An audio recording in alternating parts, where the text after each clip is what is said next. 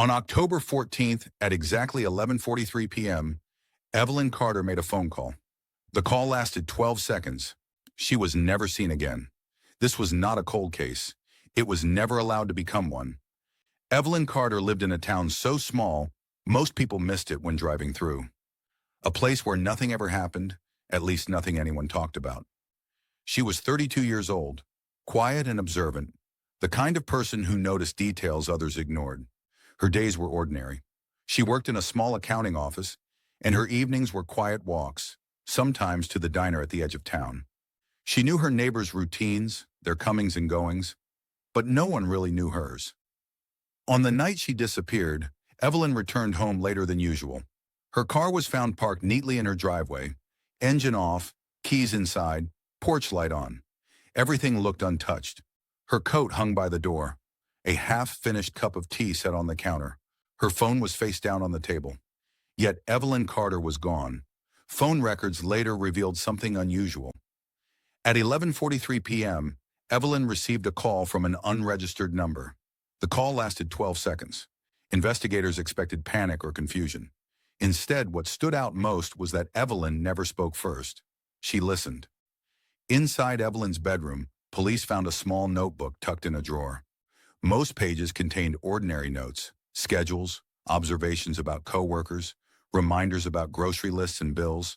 But the final entry was different.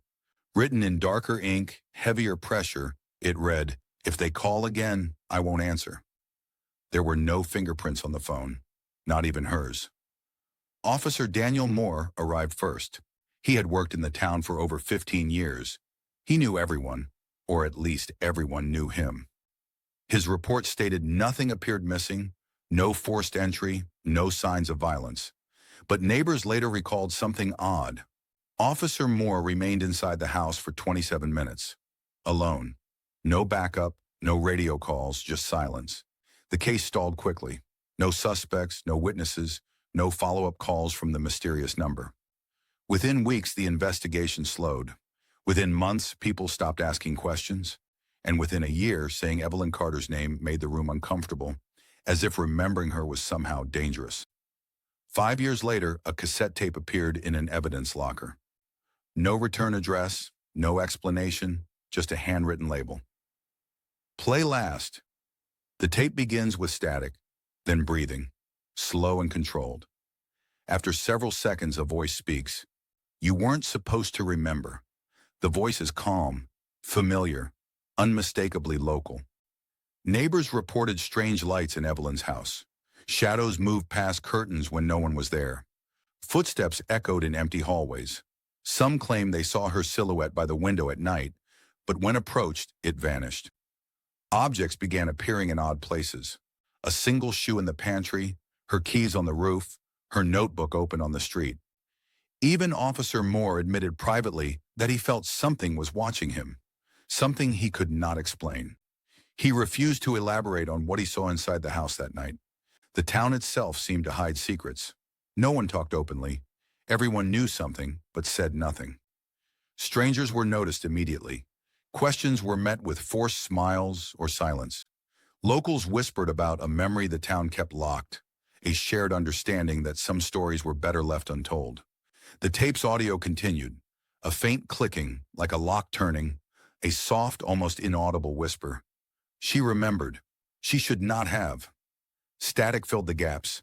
Occasionally, faint voices could be heard in the background, indistinct murmurs, laughter and cries. The voice continued, "Everything has a consequence. You will see." No one could confirm who had recorded it or why it was left in the locker. Years later, a retired detective revisited the case. She noticed anomalies in the files, reports missing pages, altered times, photographs that did not match what she remembered. She attempted to trace the mysterious number. It led to a disconnected line, but records showed it remained active, untraceable, waiting. She never made the findings public. She left town quietly. Pieces of Evelyn's life seemed scattered. Journal entries hinted at being followed. Her favorite pen was found miles from home. The phone call had no recorded voice on the other end. Strange symbols were drawn faintly in her notebook margins. All these clues formed a pattern that could not be solved. Some theorized the town itself was keeping her hidden. Some believed she had left willingly. Some thought something else entirely was involved.